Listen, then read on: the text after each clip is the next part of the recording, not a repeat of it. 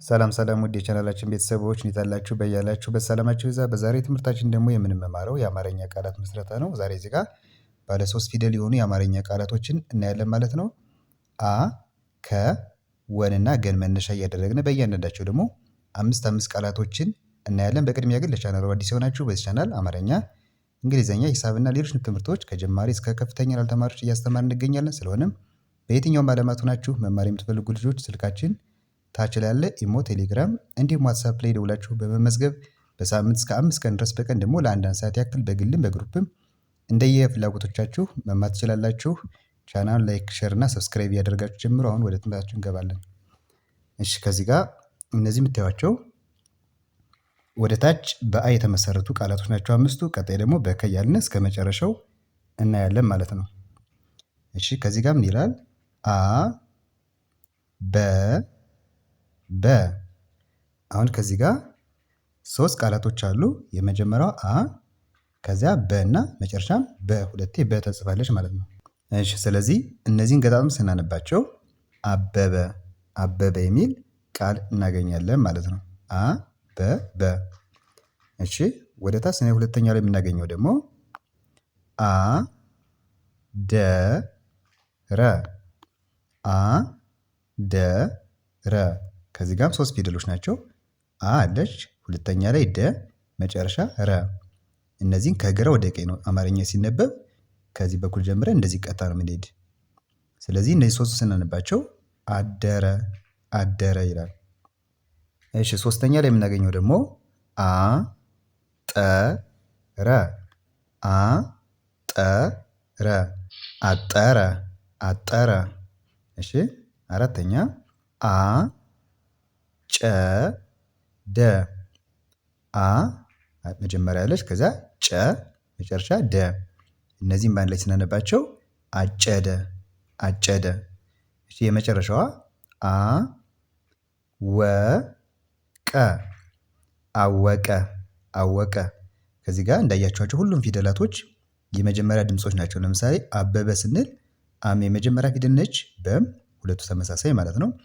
አደረ ስንል አ የመጀመሪያ፣ ደም፣ ረም ሶስቱም የመጀመሪያ ፊደል ሙሉ እስከ አወቀ እስከሚለው ድረስ ስናይ እያንዳንዱ ፊደላቶች የመጀመሪያ ድምጾች ናቸው ማለት ነው። ስለዚህ በአሁን እዚህ ጋር የመሰረት ናቸው። አበበ፣ አደረ፣ አጠረ፣ አጨደና አወቀ የሚሉ ቃላቶችን አ ፊደል መነሻ እያደረግን መስርተናል ማለት ነው። እሺ ወደ ሁለተኛው ስንመጣ ደግሞ ከ ነች። ከ በረ ከበረ ከበረ ከበረ። እሺ ከዚህ ጋርም ስንት ፊደል ናቸው? 3 ፊደል። እያንዳንዳቸው ደግሞ የመጀመሪያ ድምጾች ከም፣ በም፣ ረም የመጀመሪያ ፊደላቶች ናቸው ማለት ነው። ከበረ። እሺ ከዚህ ጋር ደግሞ ከሰረ ከሰረ ከሰረ። ከዚህ ጋር የመጀመሪያ ድምጾች ከሰረ። ከበደ ከበደ ከበደ። ከ የመጀመሪያ ነች፣ በም የመጀመሪያ፣ ደም የመጀመሪያ ፊደል ማለት ነው። ከበደ። ከሸፈ ከሸፈ ከሸፈ። እሺ እዚህ ጋር ሶስቱም ምንድን ናቸው? የመጀመሪያ ፊደላቶች ማለት ነው። ከሸፈ። እሺ እዚህ ጋር ከተመ ከተመ ከተመ። እሺ አሁን በከ የመሰረትናቸው 5 ቃላቶች አንድ የፈጠን እየደግምላችኋለሁ። የመጀመሪያ ከበረ፣ ሁለተኛ ከሰረ፣ ሶስተኛ ከበደ፣ አራተኛ ከሸፈና አምስተኛው ደግሞ ከተመ ከተመ። እያንዳንዱ ፊደል ስታያቸው በከ የተመሰረቱ ቃላቶች ናቸው ማለት ነው። እሺ ወደ ሶስተኛው ስንመጣ ደግሞ ወ ነች። አሁን አን አይተናል፣ ከን ከዚያ ወን ሶስተኛ እናያለን ማለት ነው። እሺ ከዚህ ጋር ወረደ ወረደ ወረደ። ከዚህ ጋርም የመጀመሪያ ድምጽ ናቸው ሶስቱም ወ፣ ረ እና ደ ማለት ነው። ወረደ። ወቀሰ ወቀሰ ወቀሰ። ወለደ ወለደ ወለደ። እሺ ቀጣይ ወ ፈ ረ ወ ፈ ረ ወፈረ ወፈረ። የመጨረሻው ወ ገ ነ ወገነ ወገነ። እሺ አንዴ ደግመዋለሁ። ወረደ፣ ሁለተኛ ወቀሰ፣ ሶስተኛ ወለደ፣ አራተኛ ወፈረ እና የመጨረሻው ወገነ ወገነ የሚል ቃላቶችን በወ ፊደል መስርተናል ማለት ነው። የመጨረሻው ደግሞ ይቺ ገ ነች። አሁን አ ከ ወ አይተናል። መጨረሻ ላይ ገ።